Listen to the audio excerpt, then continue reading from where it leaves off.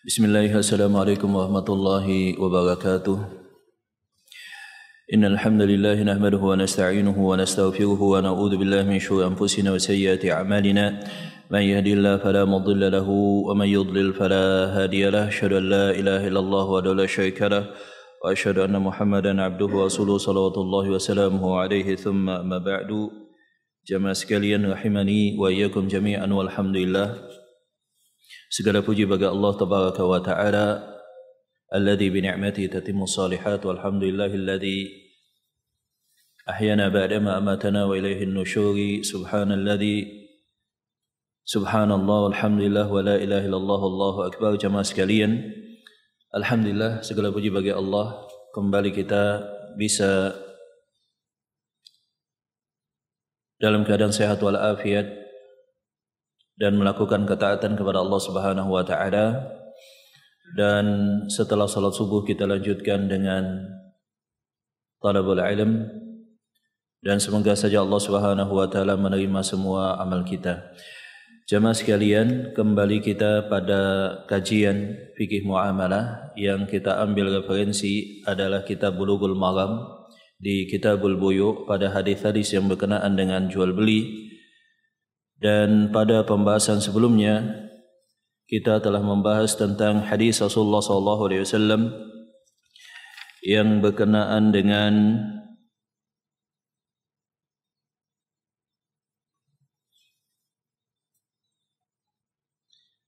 hadis yang diriwayatkan oleh Jabir bin Abdullah radhiyallahu taala anhu, yang berkenaan dengan kisah ketika Jabir bin Abdullah menjual ontanya kepada Rasulullah sallallahu alaihi wasallam. Dan di dalam hadis ini kita lanjutkan kajian kita pada hadis yang berikutnya. Wa anhu, yakni daripada Jabir bin Abdullah radhiyallahu taala anhu, beliau kunyahnya adalah Abu Abdullah dan beliau juga namanya adalah Abdullah. Beliau nama bapaknya juga Abdullah, maksud saya. Jabir bin Abdullah radhiyallahu taala anhu, beliau berkata, "A'taqa rajulun minna 'abadan lahu wa 'an duburin. Lam yakun lahu malun ghayruhu fada'a bihi an-nabi sallallahu alaihi wasallam faba'ahu." Muttafaqun alaih.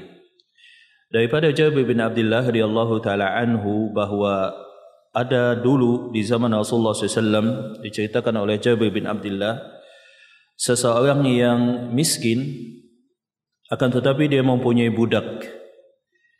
Dia memerdekakan budaknya an duburin, dengan cara dubur.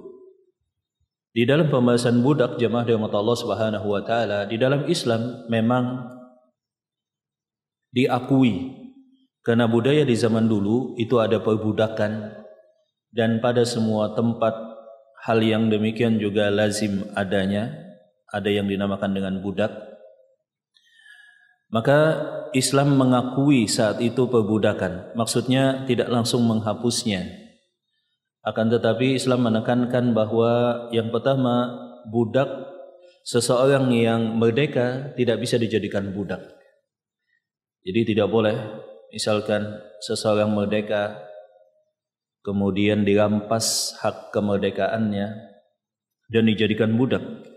Seseorang hanya bisa menjadi budak jikalau dia merupakan tawanan perang. Ya, misalkan kaum muslimin berperang dengan pasukan musuh dari kalangan pasukan kafir. Pasukan kafir tadi kalah dan menjadi tawanan. Nah, itu akan menjadi pertimbangan bagi pemimpin pasukan kaum muslimin. Apakah dibunuh pilihannya? Apakah diminta tebusan supaya bisa bebas? Baik itu harta atau tebusan dalam bentuk yang lainnya. Di zaman para sahabat bahkan diminta tawanan untuk mengajarkan baca tulis sahabat yang lain sebagai tebusan. Kemudian ataukah dijadikan budak? Musuh yang tertawan boleh dijadikan budak. Selain itu tidak boleh, kecuali jikalau sebelumnya seseorang adalah budak kemudian diperjualbelikan. Budak ada laki-laki dan ada perempuan. Jikalau perempuan maka boleh sang tuan untuk berhubungan dengan sang budak perempuannya tadi. Pilihannya adalah boleh berhubungan seperti biasa dengan status budak, boleh juga dinikahi. Boleh juga dinikahi, dimerdekakan kemudian dinikahi. Kemudian jikalau budak perempuan menikah dengan orang lain, maka otomatis sang tuannya tidak diperbolehkan lagi. Ini beberapa fikih dalam masalah budak. Kemudian Islam menekankan dan memotivasi supaya sang tuan tadi, pemilik budak, untuk berbuat baik kepada budaknya. Diberikan makanan, diberikan tempat tinggal, kemudian tidak boleh dibebankan pekerjaan yang melebihi batas kemampuan. Intinya adalah berbuat ihsan, kebaikan. Di samping itu, Islam juga menekankan tentang motivasi supaya memerdekakan budak. Jadi kalau mampu, berkecukupan, maka Islam menekankan dan memotivasi supaya dimerdekakan budak. Demikian juga ada beberapa hukum di dalam Islam yang disebut dengan kafarat. Kafarat itu adalah tebusan yang menjadikan memerdekakan budak sebagai jenis kafarat. Ya, contohnya misalkan seseorang yang berhubungan dengan istri di siang Ramadan, maka ada kafaratnya. Kafaratnya adalah yakni memerdekakan budak. Kalau tidak ada budak atau tidak sanggup, maka puasa 2 bulan berturut-turut.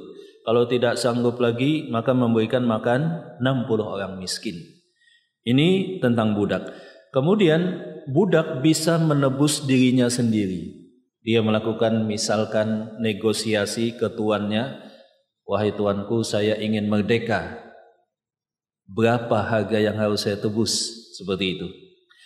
Dan jikalau budak perempuan berhubungan dengan tuannya berhubungan dengan budak perempuan maksudnya, baik berhubungan biasa atau lewat akad nikah,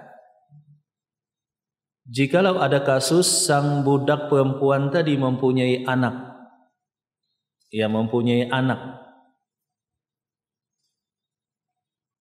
maka ketika sang tuan atau bapak dari anak tadi yang ibunya budak meninggal, otomatis ibunya merdeka. Misalkan ada sebulan dia mempunyai budak perempuan, kemudian dia berhubungan dan budaknya melahirkan seorang anak, maka budak perempuan tadi disebut dengan ummul walad di dalam fikih. Nah, ketika budak perempuan tadi ketika sang tuannya meninggal, budak perempuan yang dengan izin Allah mempunyai anak, otomatis sang budak perempuan tadi statusnya menjadi merdeka. Dan seorang budak perempuan yang melahirkan anak laki-laki dari tuannya, status dia tetap budak selama tuannya masih hidup kalau tidak dimerdekakan. Beda dengan anaknya. Setiap bayi yang dilahirkan itu adalah merdeka. Setiap bayi yang dilahirkan itu statusnya adalah merdeka di dalam Islam. Maka budak perempuan dalam kasus tadi tetap budak, sedangkan anaknya adalah statusnya merdeka. Inilah makna hadis Rasulullah SAW. Contohnya ketika Rasulullah SAW bersabda dalam hadis yang diriwayatkan oleh Umar bin Khattab tentang tanda hari kiamat, salah satunya adalah wa antalidal amatu rabbataha wa antaral hufatal urata ya'ashati yatatawaluna fil bunyan. Di antara tanda kiamat adalah banyaknya fenomena budak melahirkan tuannya. Maksudnya kaum muslimin melakukan banyak peperangan, kemudian menang, mendapatkan rampasan dan tawanan. Nah, tawanan tadi sebagiannya perempuan dijadikan budak. Ini makna yang pertama, budak melahirkan tuannya. Adapun makna yang kedua adalah ibu melahirkan anak, tetapi sang anak durhaka kebanyakan di akhir zaman, sehingga memberlakukan seakan-akan dia sebagai tuan dan orang tuanya sebagai budak. Ini makna yang kedua daripada hadis tanda kiamat tersebut. Nah, di dalam hadis yang kita bacakan ini daripada Jabir bin Abdullah, bahwa ada seorang laki-laki yang dia tidak punya harta apapun kecuali bahwa dia punya budak. Jadi dia punya budak, dan di zaman dulu itu kalau punya budak itu luar biasa membantu, Pak. Bisa untuk diperintah apa saja. Misalkan untuk jualan, melakukan berbagai macam pekerjaan, seperti itu. Nah, ada seorang laki-laki di zaman dulu, kondisi ekonominya miskin, kemudian dia mempunyai budak. Dan dia dia berniat memerdekakan budaknya tadi. Anduburin, kalau dubur itu kan sesuatu yang belakangan. Makanya ada hadis Rasulullah SAW bahwa Rasulullah SAW membaca setiap dubur solat, setiap di ujung belakang solat. Karena Rasulullah SAW beliau membaca setiap dubur solat, Allahumma a'inni ala dzikrika wa syukrika wa husni ibadatik.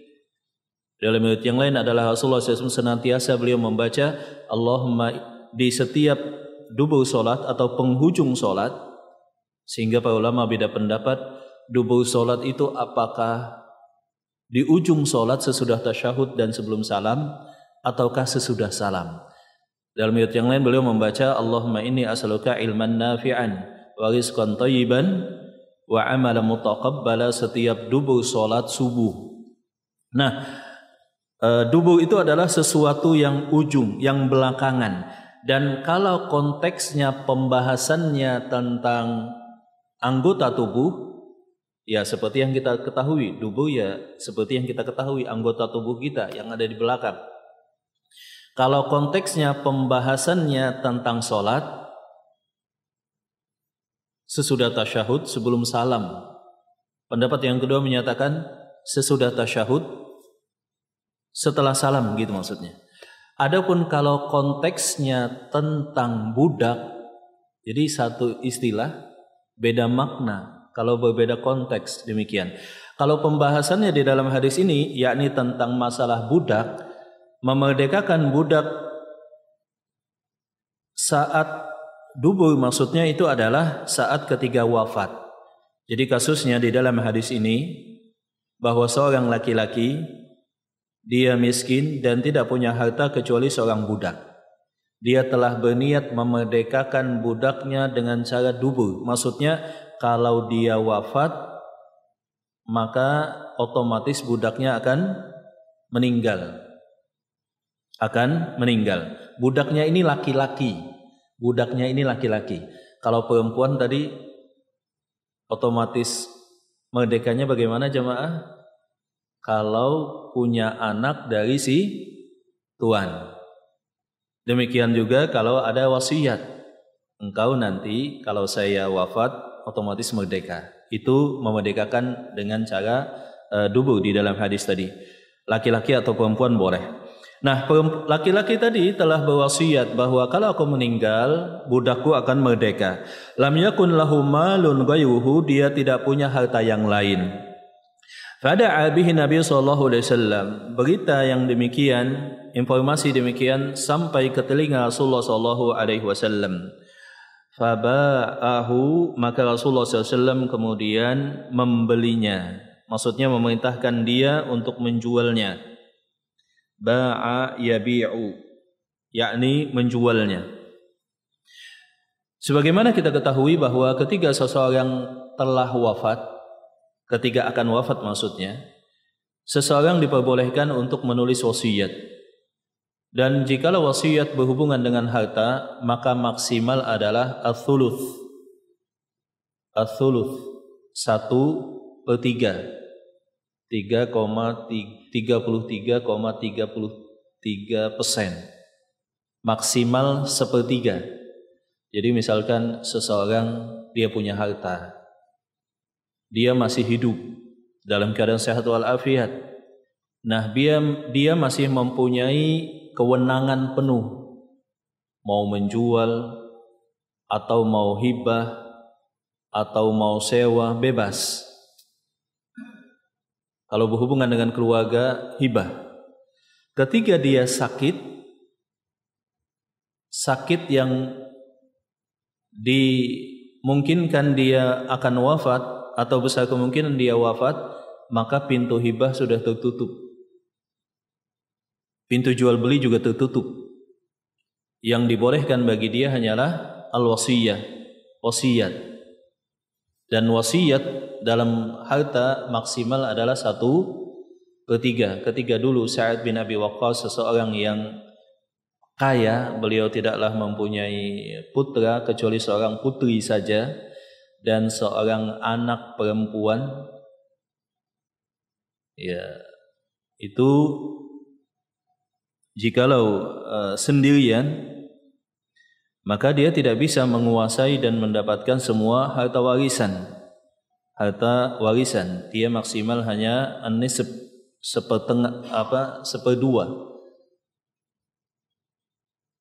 Nah, Sa'ad bin Abi Waqqas ingin mewasiatkan hartanya, dan wasiat yang berhubungan dengan harta itu kan tidak boleh terhadap ahli waris, itu kepada non ahli waris, dan itu maksimal 1/3.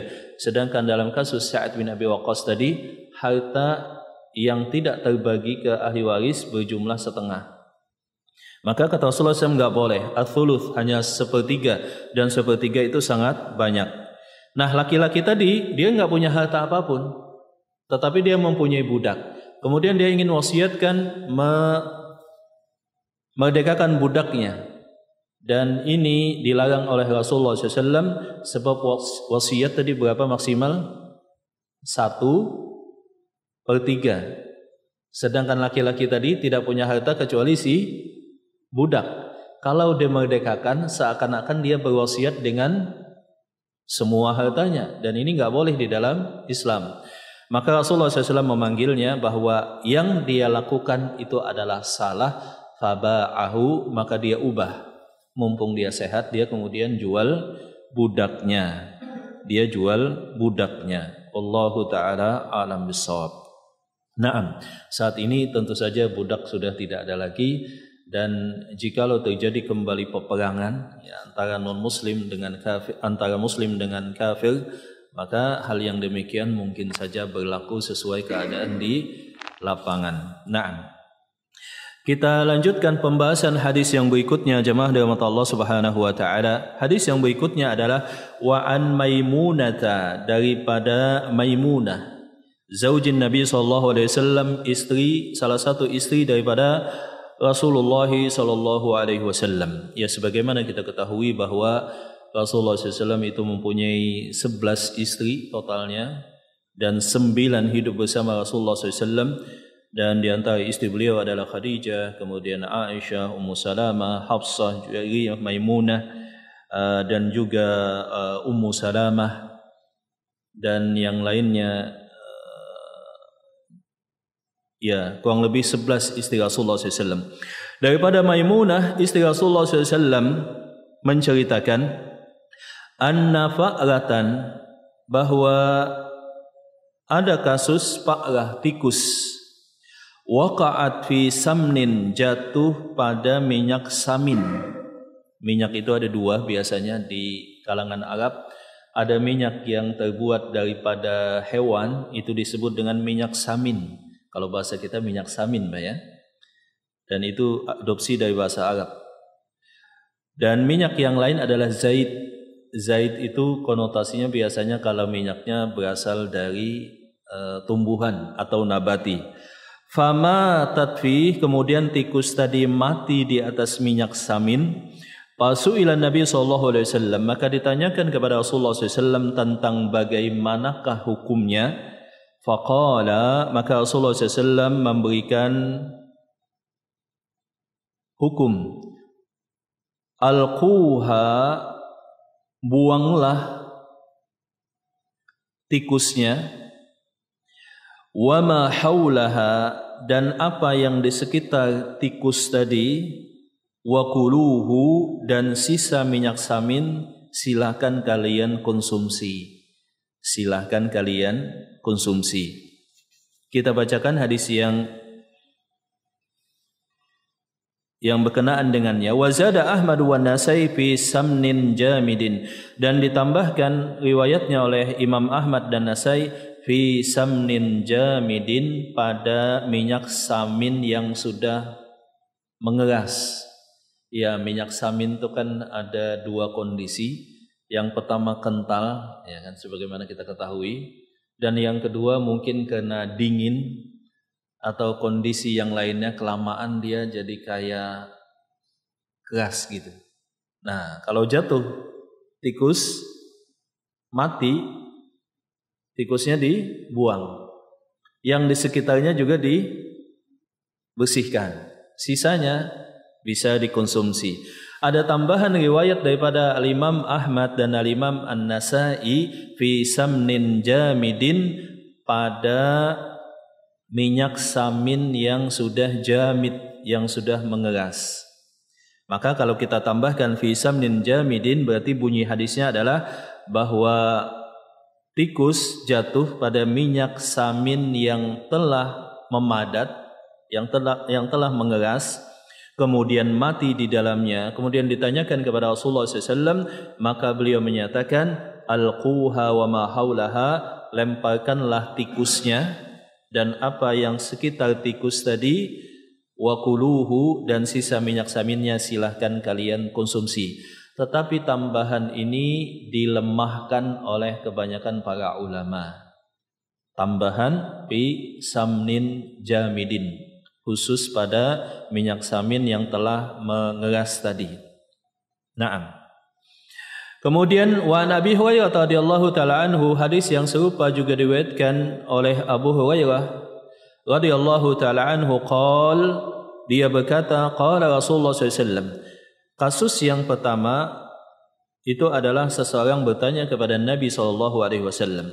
Adapun kasus yang kedua yang diriwayatkan oleh Abu Hurairah, kemungkinan kasusnya sama tetapi beda redaksi, atau bisa juga kasusnya berbeda, dua kasus. Abu Hurairah radhiyallahu taala anhu menceritakan bahwa Rasulullah SAW beliau bersabda, "Idza waqatil fa'ratu fis samni," kalau tikus jatuh di minyak samin, fa in kana jamidan, kalau minyak saminnya tadi telah mengeras, falquha, lemparkanlah, buanglah tikusnya, wa ma haulaha, dan apa yang di sekitarnya, wa in kana ma'ian fala taqrabuhu, kalau minyak saminnya cair demikian, maka janganlah kalian dekati, maksudnya buang minyak saminnya, seperti itu. Hadis ini diriwayatkan oleh Imam Ahmad dan Abu Daud. Jemaah dirahmati Allah Subhanahu wa taala, sebagaimana kita ketahui bahwa kasus yang berbeda itu ada pada kasus air yang digunakan untuk bersuci, di mana Rasulullah SAW beliau bersabda, innal ma'a idza balaga qullataini lam yahmilil habath, air kalau volumenya mencapai 2 qullah maka jatuh najis, itu tidak memudaratkan, tetap suci dan mensucikan selama tidak berubah baunya dan warnanya. Nah, di dalam kasus ini adalah kasus makanan. Ini adalah kasus makanan. Hadis yang kedua ada tambahan, jangan kalian dekati. Mendekati saja enggak boleh. Maksudnya jangan kalian manfaatkan dalam bentuk apapun. Kalau minyak saminnya tadi cair, jatuh tikus, kemudian sampai mati. Kenapa sampai mati? Sebab najis, menjadi bangkai. Kalau cuma jatuh langsung loncat lagi, nah itu kan beda. Ini jatuh mati, najis. Kalau dia kental, kalau dia mengeras, maka dibuang tikusnya dan di sekitarnya. Adapun jikalau cair, maka dibuang tikusnya dan semuanya. Fala taqrabuhu, maka jangan kalian manfaatkan lagi, buang. Kecuali Al-Imam Abu Hanifah, beliau menyatakan masih dimungkinkan manfaat yang lain, sebagaimana hadis yang sebelumnya tentang kasus lemak hewan, lemak bangkai.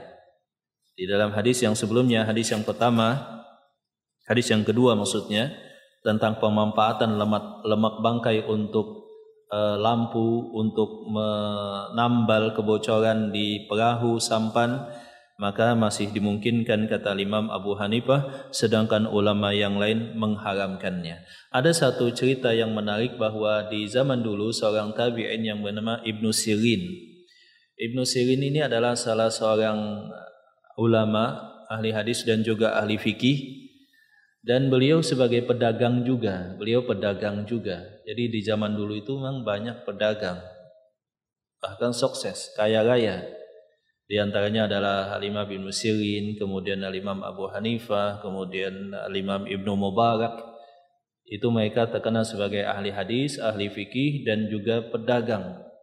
Ya, saudagar yang kaya raya.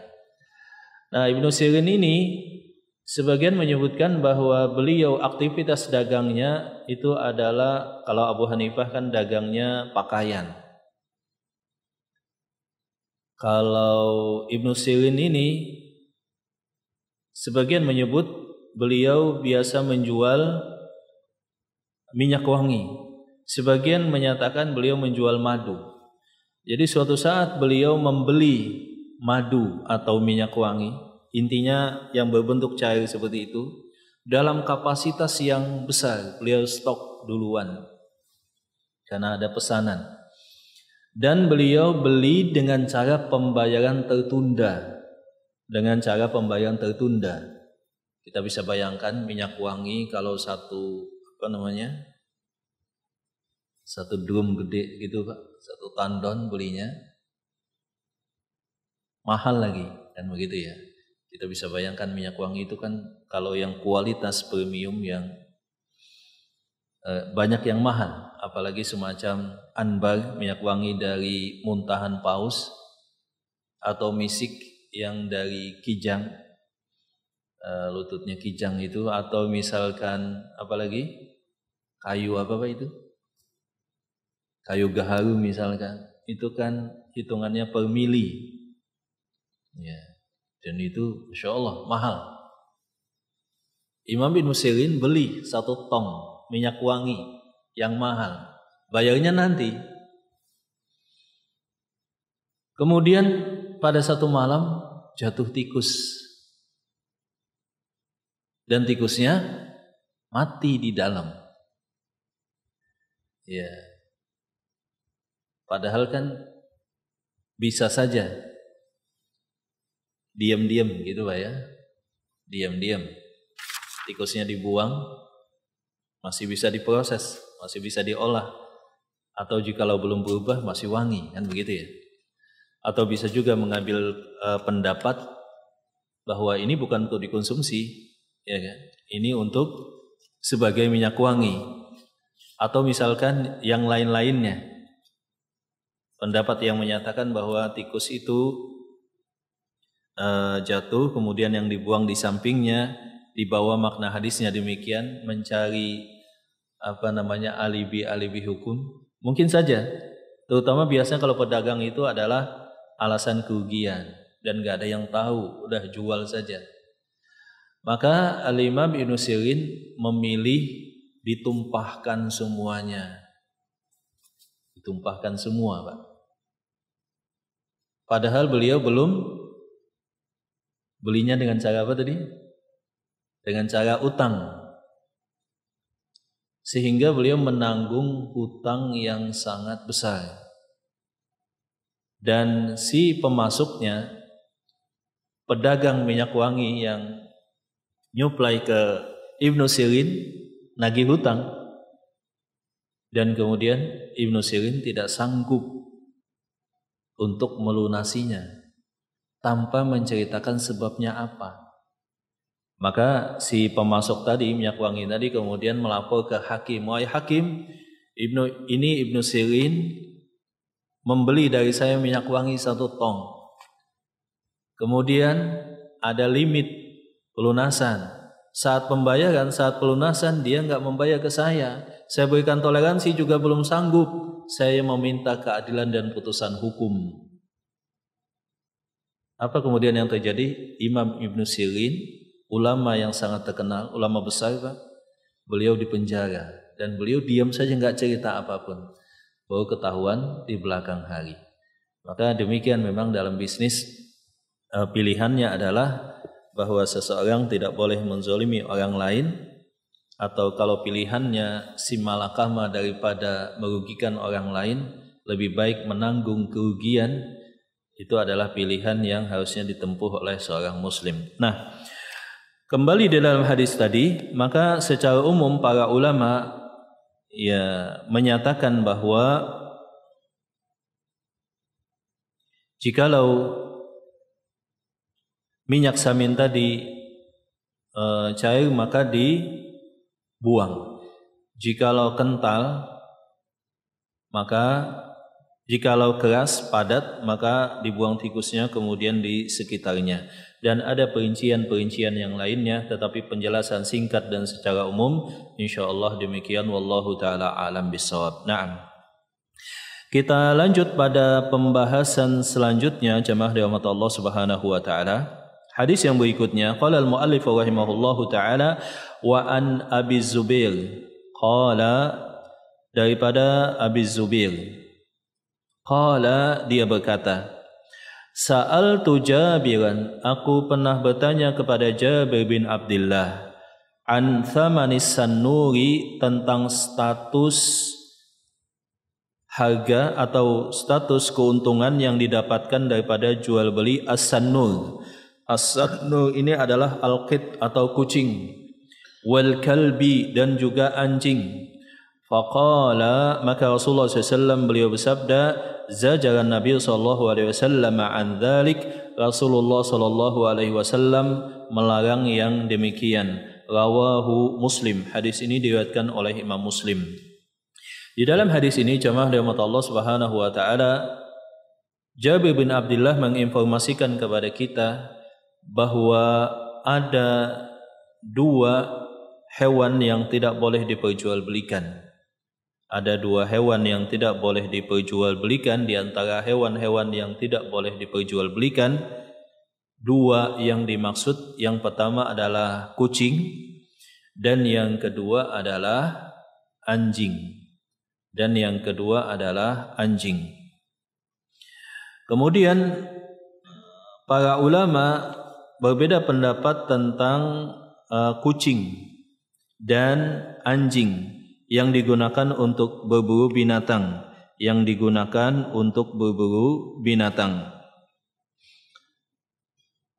Kita jelaskan faidahnya.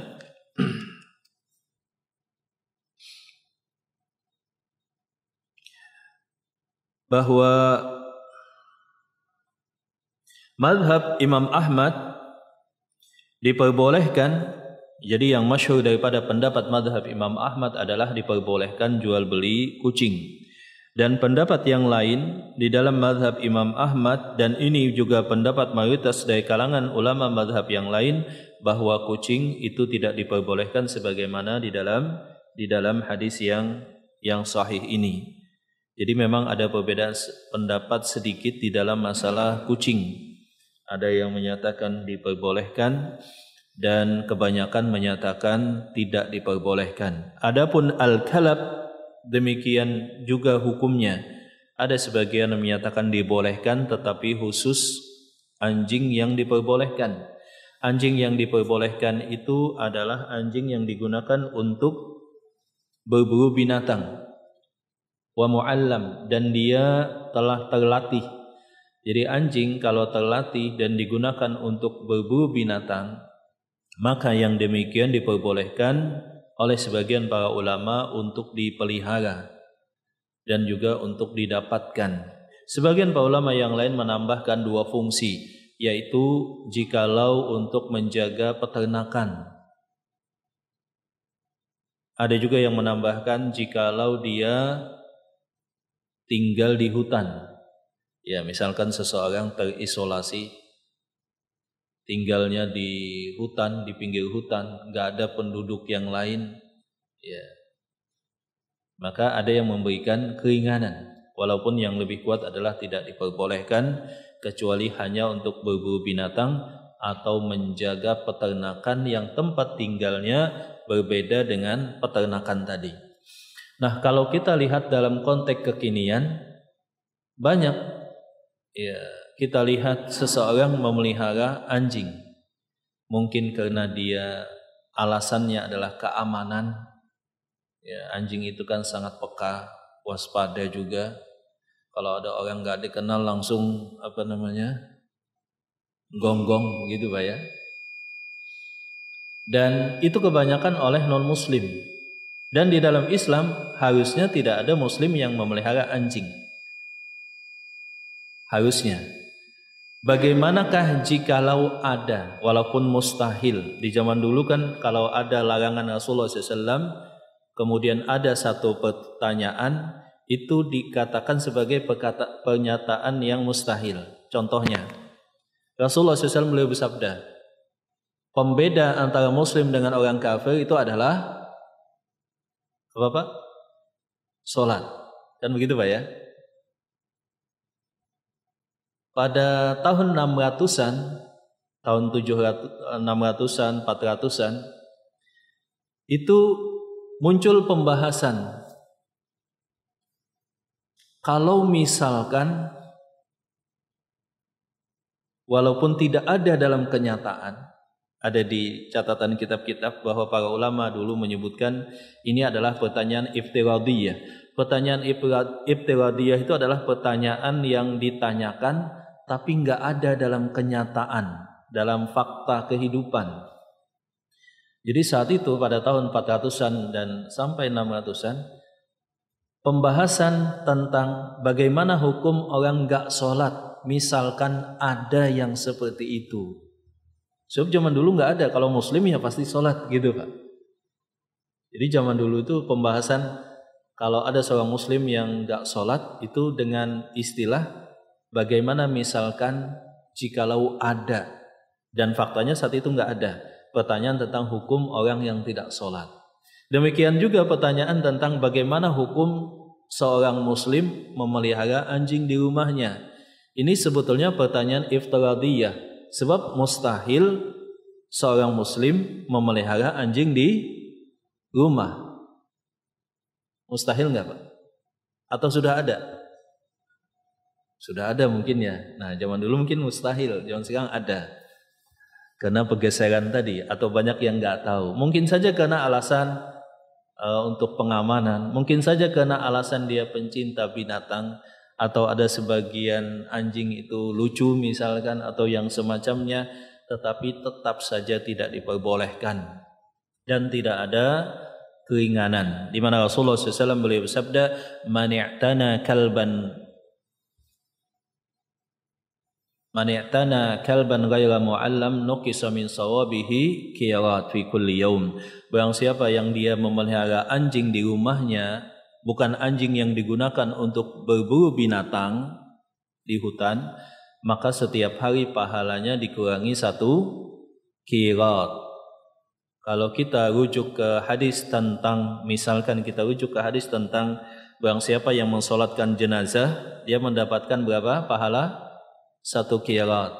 Kalau dia sholat jenazah dan mengiringi ke pemakaman sampai dimakamkan, dia mendapatkan berapa? 2 qirat. Kila ditanyakan kepada Rasulullah, apa itu qirat? Kata Rasulullah SAW, itu adalah gunung yang sangat besar seperti gunung Uhud.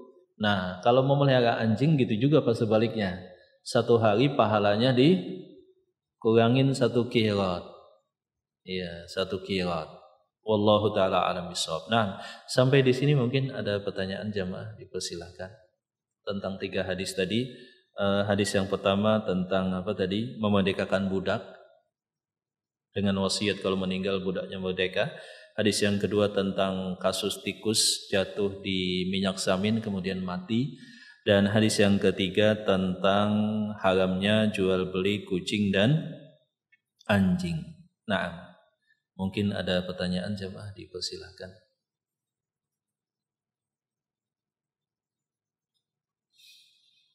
Ya silahkan bapak-bapak atau adik-adik, ada pertanyaan tentang ketiga hal tadi atau hal yang lainnya? Masih ada waktu 5 menitan ya. Silahkan jemaah. Atau bebas saja pertanyaannya misalnya.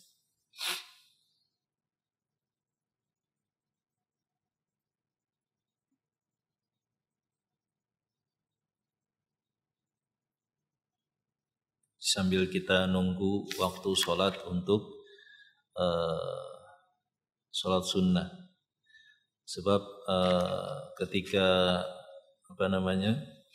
terbit matahari, maka tunggu sejenak, ya kurang lebih 10 menitan, baru dibolehkan untuk sholat sunnah.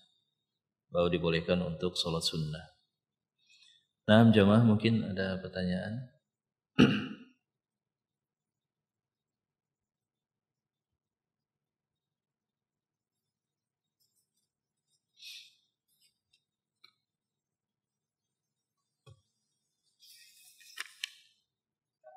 Ya, silakan Pak.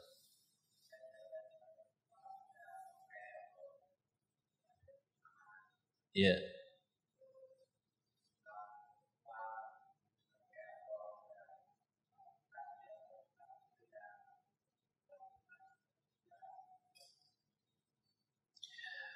Ya, jadi konsepnya di dalam Islam, hukumnya adalah bahwa setiap bangkai itu adalah najis. Setiap bangkai maka itu adalah najis.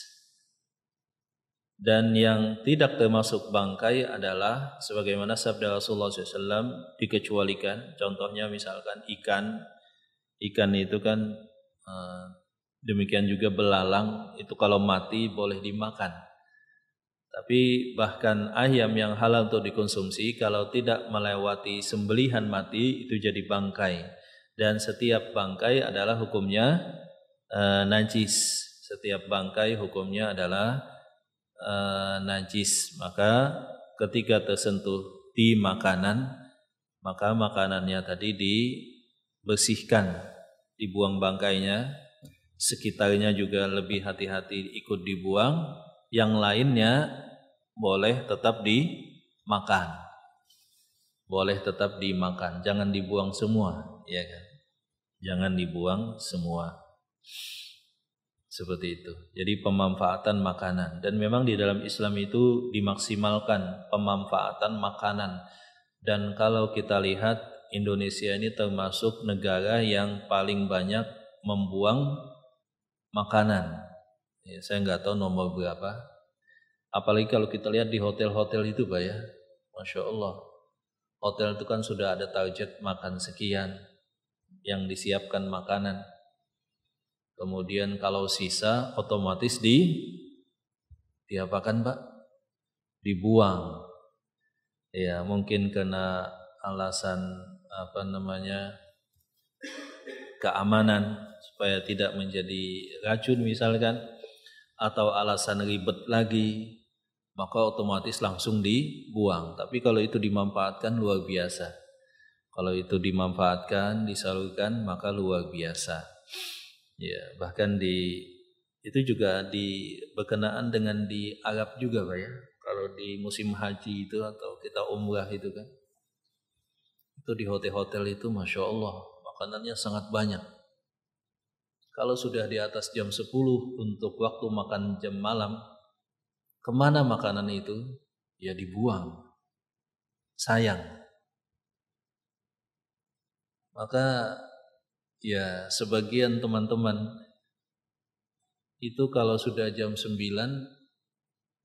nggak perlu beli makanan, tinggal cari hotel mana ini yang enak makanannya, ya kan? Masuk ke restoran makan. Ya. Ditanyakan kepada seorang syekh,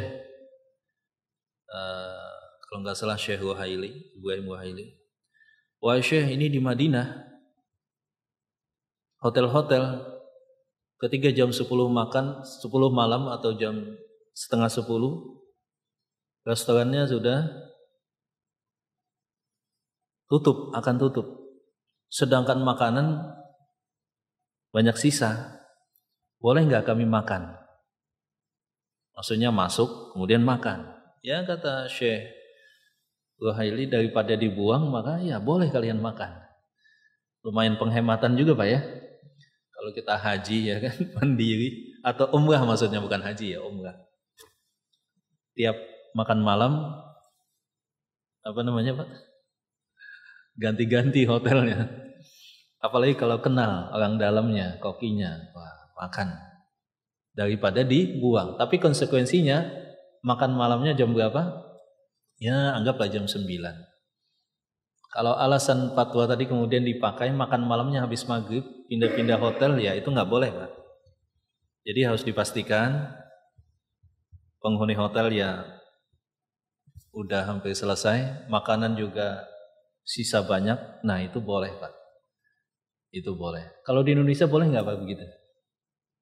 Kita masuk ke hotel jam berapa biasa restoran di hotel itu tutup Pak?